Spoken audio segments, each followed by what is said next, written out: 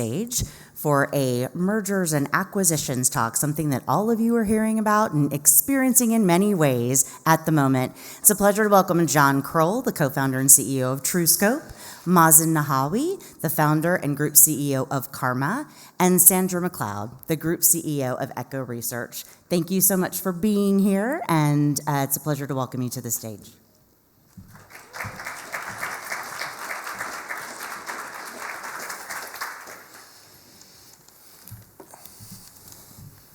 So I will get a mic. I don't have one right now, so I'm going to use this one.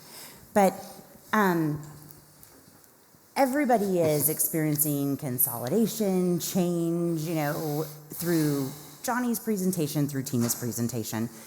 There's misinformation, disinformation. There's the emotional health of, all of your stakeholders as you're going through. It would be really helpful, I think, for everyone if you guys could each take 2 minutes and kind of set the stage of where you are, and you're each here around new business that you've started during this time, acquisitions that you've made, how those go, what are the ways that you take care of the teams and those resources. And then Sandra, especially for you, I think taking research and making that a business and how you were able to make that a separate business and putting that research as a priority would be really interesting. But for the sake of starting, John, if you wouldn't mind starting in kind of that journey of Truescope of, getting started and how it's different from coming from some legacy operations. Yeah, okay, thanks, Jonah. Good morning, everyone. Great to be here. Look, first up, I think consolidation is going to be massive in the industry over the next couple of years, and it was one of the reasons that we thought about how we were going to enter with Truescope was to build a platform that had no legacy and would be in a situation that we could do acquisitions and move clients straight onto the platform and turn legacy off.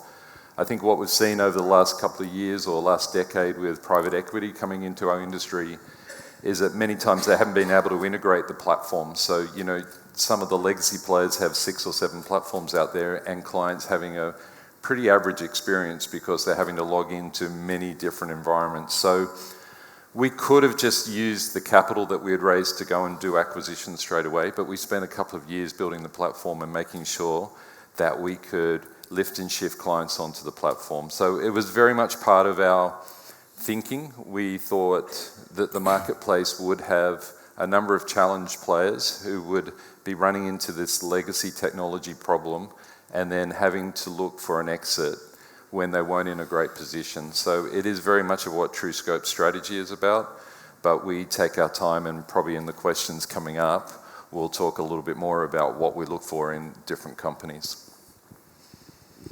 Mazen. Oh, good morning.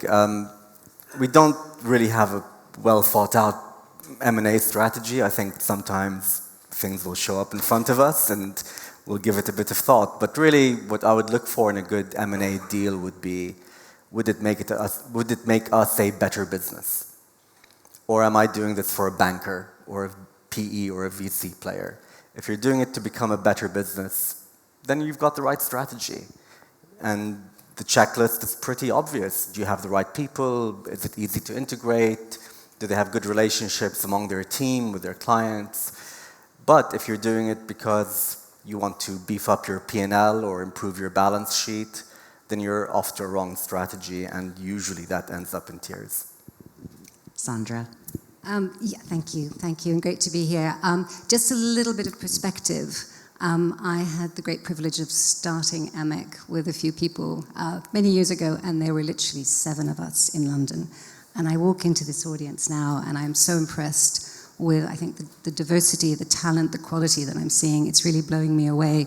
But it also speaks to what we've just been talking about, is that there are so many different players doing amazing things that undoubtedly consolidation is going to come that way. Absolutely.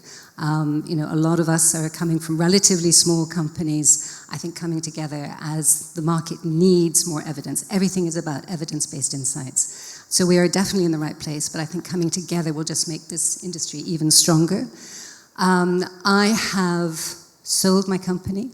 I bought my company back again. I have bought little companies with small teams for specific IP. I have bought in other companies for very specific technologies that make, as Mazen said, makes the business stronger. The space that I'm in, just to give you a perspective, is very much aiming at the boardroom and the executive suite to basically say, this is why reputation matters. This is why communications is so vital to the organization's success. So using a collective view of different points of evidence, I think, is essential in that argument. And that really is what drives our acquisition strategy and basically the strategy of Echo. I think that's so powerful, and I think touching on John's point of, now people might be logging into different systems, it's always so interesting when I talk to people right after there's been a merger or an acquisition announced, and the immediate response is always overwhelmingly, this is fantastic because now we have both working for us. And not saying the hard part out loud, but it's like, arguably right now, you may not have either. Because there is a huge scramble going on internally of what you're going to keep, right? What makes that cut? What is that next step? So how do you all manage and navigate that? What is that blend that you use from the customer base to your internal teams, leveraging that expertise? What does that process look like for each of you when you're doing that management of the resource and management of what's going to then take the organization to the next level? Are we doing this all the time? Yeah, okay. Look, I think it probably comes back, Mazen was correct, you've got to make your business better in a whole lot of different ways, financial, people, skills, everything that you're thinking about. And when he says he hasn't got a well thought out M&A strategy, he's holding his cards close to his chest right away, right? He's very good at it, he's got a good plan. For us, if you haven't done the work on understanding what the client's needs are, then it's not going to be a good fit. So we can just throw a technology option at a client, and there's sort of two things. You don't want churn, right? That's terrible. It's horrible for your brand. So we want a good fit with our technology for the client. So we will not make an acquisition unless those clients actually think we've got a good solution and we're going to solve some of those needs. So that would probably be number one. I think with employees and such, we have very informed employees that, well educated, they understand what the business, and they can see duplication. When you make an acquisition, you do need to make some savings through that acquisition. So the thing you have to be is totally upfront with everybody right from the start that there are going to be changes to the business. Mm-hmm. We're going to be truthful and honest with you all the way through about what that looks like. Because if you actually start not being clear about that, you lose the best talent. The best talent always have options, right? They'll pick up jobs wherever they need to go. They've got the great options. So you want to make sure you secure the clients, that you've got a great fit, and then you're having open and honest discussions with the people that you really want to secure that great talent. So they would be the sort of, just in a nutshell very quickly, the two sort of things that we look at, and before we even start talking about the financials. Yeah, I fully agree. For me, the heart of an M&A deal would be looking at who's across the table and saying, can we do great things together? And Jim kindly reminded me before the panel, when we look at the three of us, we all come from the world of CARMA. And, Sandra launched CARMA in Europe. John and Jim launched it in Asia, and I got involved a bit later than they did. But I look at this panel and I wonder, what if we were one company? I'm not making an offer. But what if the three of us were one company? And that's how I think about it. What could we do to change our industry? What could we do to better serve our clients? So that's really the well-thought-out part of the strategy. Okay. It's not documented, though. But more tactically, I look for, is it easy to integrate? Does it make financial sense? What kind of relationships do the team have together? And how could that work with our team? Do they actually work hard? Do their clients like what they're getting or not? And I think if you have that coming together, for the most part, you'll never find it coming together perfectly, then you have a deal on the table. One of the things that I think is really interesting in this whole space is actually saying, how do we add value? And listening to where leaders are. We have the privilege of running Britain's Most Admired Companies study in the UK, so we engage a lot with chief executives and the C-suite and the CFOs. So listening to what they're worrying about, what they are passionate about, and understanding to what extent are we meeting their needs and the needs of their teams, sort of drives, I suppose, my view as to how we're adding value. And I had the honor of being on the Richemont board in Geneva, running the Sustainability and Governance Committee, and listening to the chief executive of Cartier, of Van Cleef, of all the big brands under Richemont, listening to their language and listening to their questions, which are fundamentally what we will hear among the leaders of communication, but knowing that there is a gap between where the communications function is talking and going and actually what the leaders are already talking about. So I think our challenge and where the value comes in how we come together is saying, how do we help bridge that gap? How do we help provide the language that connects that understanding? And I think that's really what's driving how we come together in various forms. I think that's really powerful, and we'll mix up a little bit, John, to give you a break. But to build on what you're talking about with language, Sandra, I want to start with you.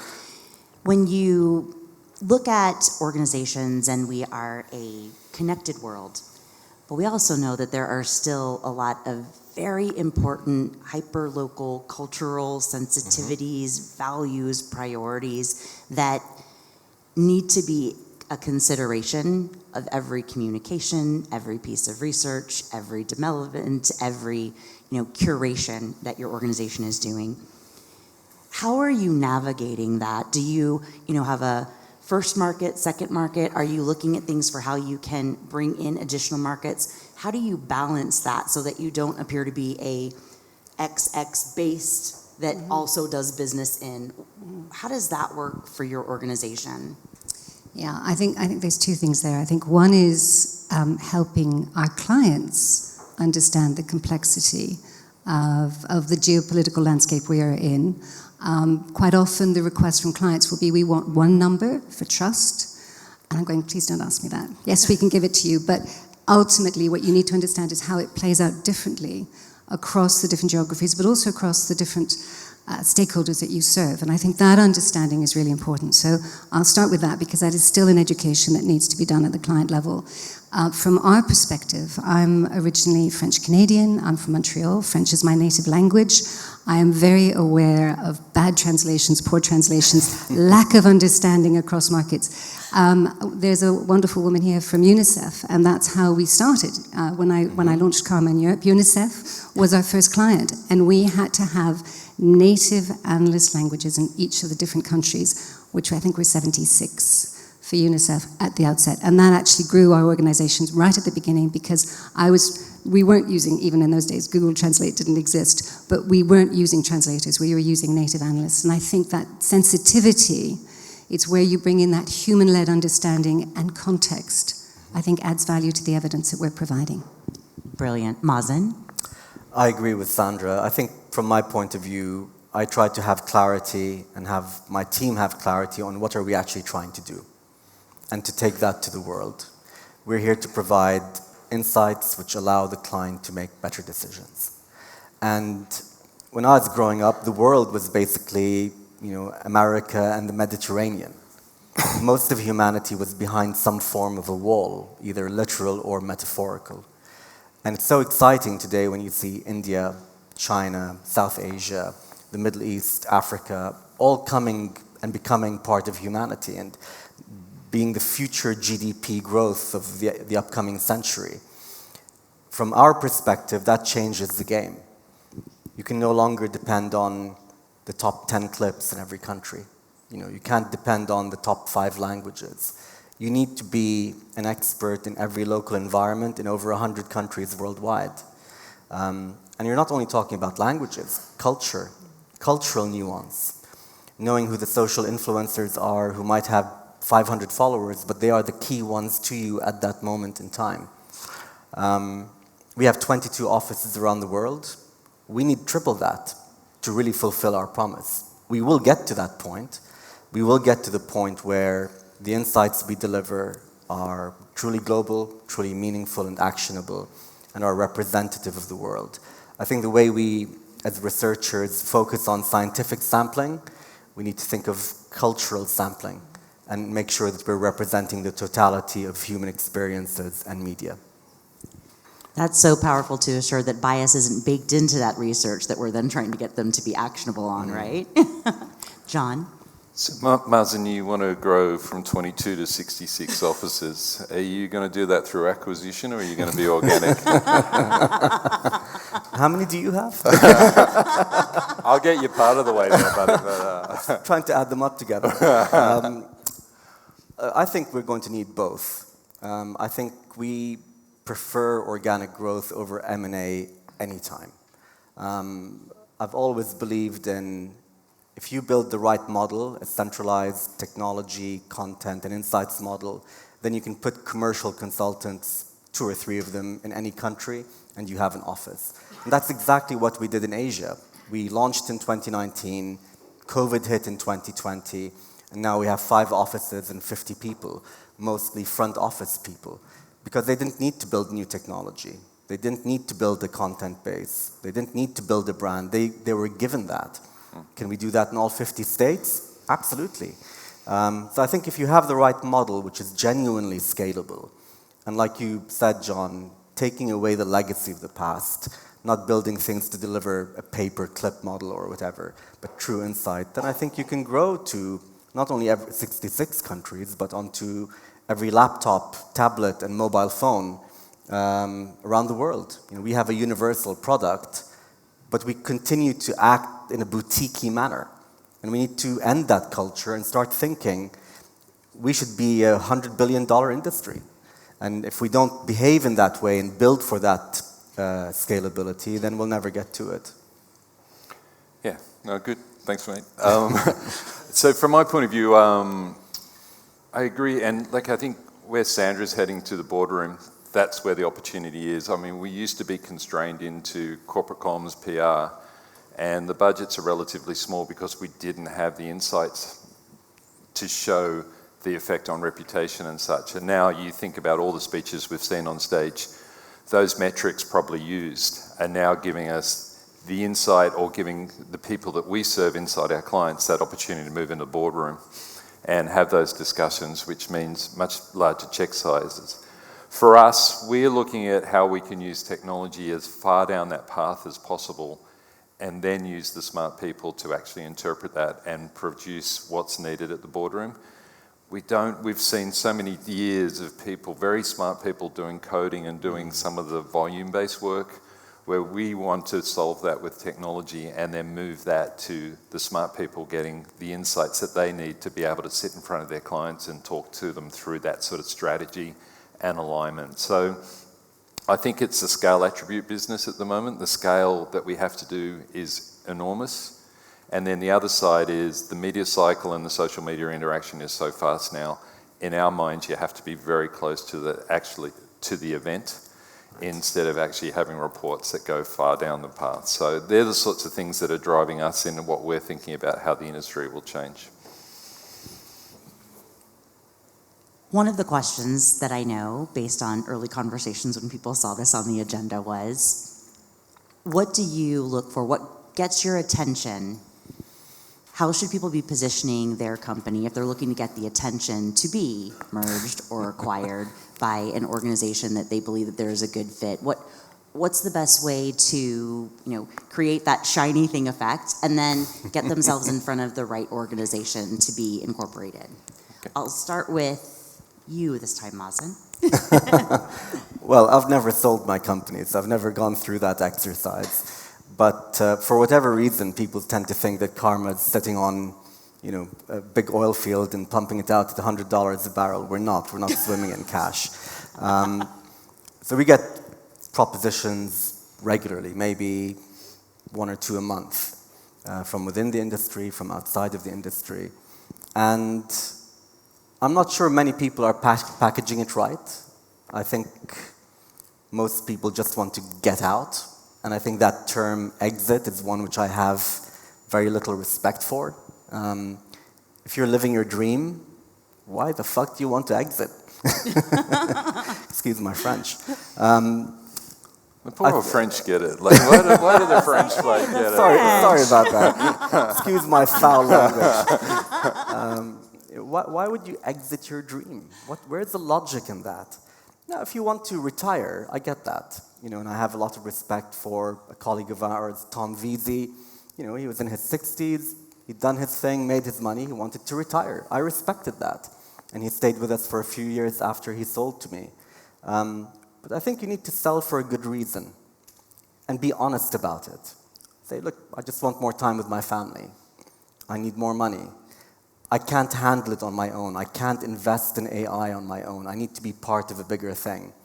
All of the examples I gave tie into one key thing, honesty. But people come up and say, well, our ARR is growing at 200%, but we're in a net loss. Give me a break. You want 10 times revenue or whatever like that. So I think you need to keep it real and have the right reasons and just be honest about it. And when you do that, you will find the right kind of buyer.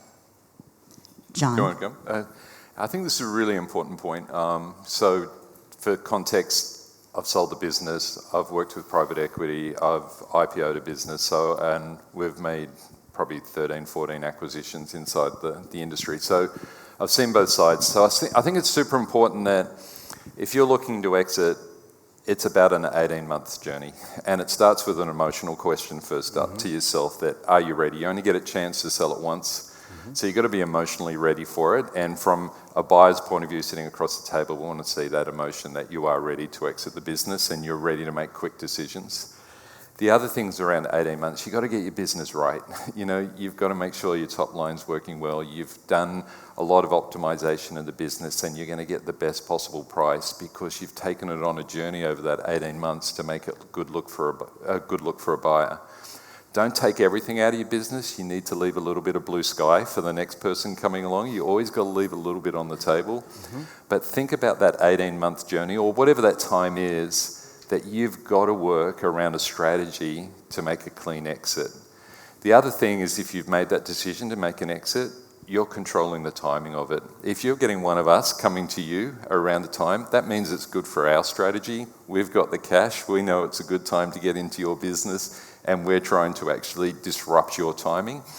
So if you've made that decision, think about that exit time that you want to do, get a good advisor, start getting some tension in the deal so you actually get a few people involved and make sure your business is in great shape when you come to talk to us because we're going to come with 30 very quick questions and you're going to be scrambling to get that content. You have to have all that ready for us. Otherwise, we're going to be driving the momentum from that point of view. So I think don't just think about I'm going to exit and get out of the business. You've got to go on a journey with it. Sandra. Gosh, yeah, absolutely. One why, be really clear about that. Timing. We always thought, and I would challenge you, John, you don't only sell once. What's that? You don't only sell once. No, I sold 3 times the same business. Exactly, It was a great way to do it. But most of the time you only sell once. I think one of the things that certainly we found, when we were acquired in 2011 by a much bigger group, and I'd always felt that we were very tidy on our financials, on our employment contracts, on our IT, on documenting everything. We had very good lawyers with us, we had very good advisors. Initially, I wasn't ready to sell, and actually I was courted rather than courting, so it was the other way around. But it is a journey, and it is time, and I thought we were really, really good on our details and all the things that you need as a back office evidence. There is something called a virtual war room, and I think they call it a war room for a reason. And there's an awful lot that needs to go into it. So I think be prepared would be, this issue of honesty and clarity, why you're doing it, be prepared, give yourself time. But also, and I remember our lawyers saying this all the time, it isn't done till it's done. You can always pull out your potential purchaser or the one you might be acquiring might pull out literally 2 a.m. when you're all due to sign. So it isn't done till it's done. So the most important thing if you go through this journey is don't lose sight of the business. It's very easy to take your eye off the ball and suddenly your P&L for the year, your projects for the year are slipping because you've taken your eye off the ball. So just be very mindful of that journey, but also the responsibility that you still have to your business because it may not happen. Yeah, so that would be my advice. If I may, I'll just add one very quick point. We've talked about honesty and preparation and expectations. But I think making sure you're highlighting what's special about your business. You could be a successful or a failing business, but you might have something special. People, technology, clients. Have clarity on what's special in your business. And the most important thing, have clarity on what's special in your team. Because if you have that, it doesn't matter if you're making money or losing money. I've bought companies that have been in terrible shape, but they had a lot of special qualities about them. And they've turned out to be the best acquisitions we've ever done. So I think having clarity on your differentiating factors is very important. That's powerful. We're down to 5 minutes, and for the sake of time, I'm going to give 2 questions that if each of you can answer. And the first is, especially after COVID, right, there is a lot of challenges with mental health. And so when you're talking to teams, when you're going through this process, do you have outside counsel? What is that trusted inner circle that you have that helps guide you through that, through those 30 questions, through that prep piece? And then how do you help take care of their mental health, realizing that obviously they're going through this with you, but they're also on that bubble of, yeah, we think this is going to happen, but it might not. And so keeping them dialed in, the priority of that. And then for each of you, what is that piece that you might be looking for right now? Or if that's not the case, what is your prediction of the next merger or acquisition we might see? So dealer's choice on that one.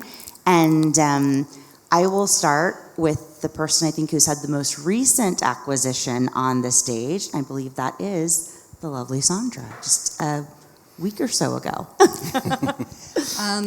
Yeah, I think one of the things I think internally, as an acquirer, I've been very open and honest with all the teams, saying this is what we're looking at, this is why, this is what I think is exciting about this is where it's going to add value, this is what might change within our business, but also for our clients. So giving them that excitement on that journey. When we were acquired, and I'm a very open and transparent person, I had to then say, actually, no, I need to have my CFO, I need to have my head of HR, I need to have my sort of deputy sort of COO on side, and no one else, because it's that uncertainty that can destabilize a company. So we had to keep it, which was really hard, for 18 months, quiet until we knew it was going to happen. And then it's not just that acquisition process, it's actually post-acquisition, because it's actually what happens to the great people that you have and the commitment that you have to them. You don't want them to be crushed in the melee and everything else. You want to know that they're okay and that they feel safe in this transition. So making sure you've got good employee contracts, make sure that you're looking after them and you're thinking ahead for them. So I think there's 2 sides, is open when you're looking at acquiring, getting that excitement, that energy, the thinking, but actually when you go through the process, you have to keep it very tight. That's so powerful. John? Yeah, it's a really good answer, Sandra. You were taking me back to some of the times. It's quite funny as you go through it, because it's very tight to start off with, and then you got to bring more and more people into the tent, if you like, to as the questions come in, you hit other parts of the organization and it gets broader and broader, and keeping a lid on that expectation is extremely hard. It's actually funny on both sides as well, from both buyer and seller. For the buyer, you're so into this deal for so long, and it's quite exciting. You've got advisors, lawyers, accountants, everybody around you, and you're working 18, 20 hours a day, and then suddenly the deal's done, and you've got to go back to the normal job. And it's actually, you feel, there's a bit of sort of, God, what am I going to do? The business has gone pretty well while I've been away. How do I actually inject to come back in? And it's usually communication. You've got to start talking to everybody across the group. So, and then from the buyer side, just on that journey, you've got to understand if you want to continue in the organisation as well. Because if you don't want to continue, you've got to make sure you've got a great number 2 who's going to actually help and look after the people that come across as well as the clients. Just the second part of your question, just conscious of time. I think anyone who's got an old legacy business that's just supplying or monitoring there's going to be some time that you're going to have to start thinking about what you're going to do with your business, because technology is scaling up our organisation. Our clients are thinking about more around insights instead of confirming something happened. So to me, that's where the industry is going to consolidate quite aggressively in the next couple of years. I won't put any names to that. Thank you, Todd. Mazen? I think the question about mental well-being is really the ultimate question in today's panel. Because ultimately, any M&A, these are terms which bankers use.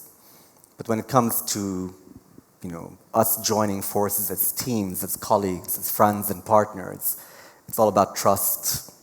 It's all about friendship, being good colleagues, being good people to each other.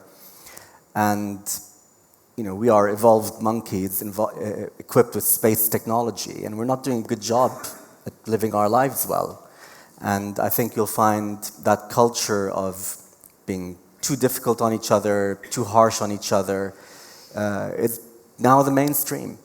To manage that mental health part really well in an M&A context, I think we've heard some really good things. The big tent approach involving everybody at the right time.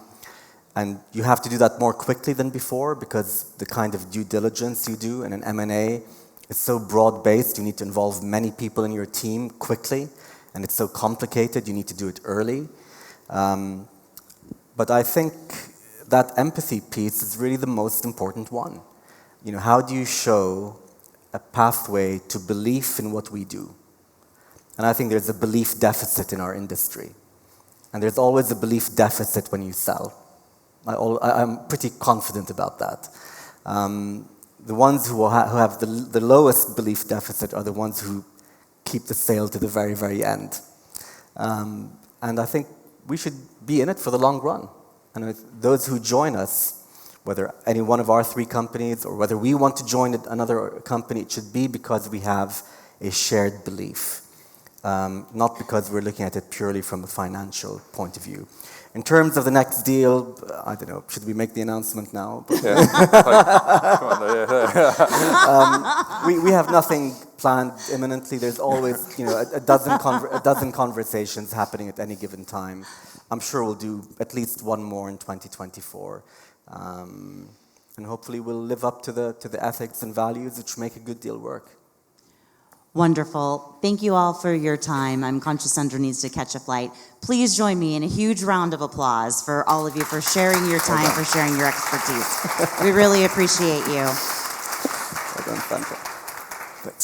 Thank you all so much. One of the many things that's very special and that I love about the AMAC community is these of this industry are an example of if there is a challenge, if there is a problem that I'm dealing with, I can contact any of them and they leap into action. And not just how can I help you, but how can I help you, and then bringing 5 other people to solve a problem. This is a special community. These 3 leaders are a sample of that. 3 of the best samples, I guarantee you, who have given their time to be here and to support the industry. So please join me again for another round of applause for John, Mazen, and Sandra. It's really, it's very humbling to be able to work with all of them in this capacity and a true pleasure. So special thanks to them.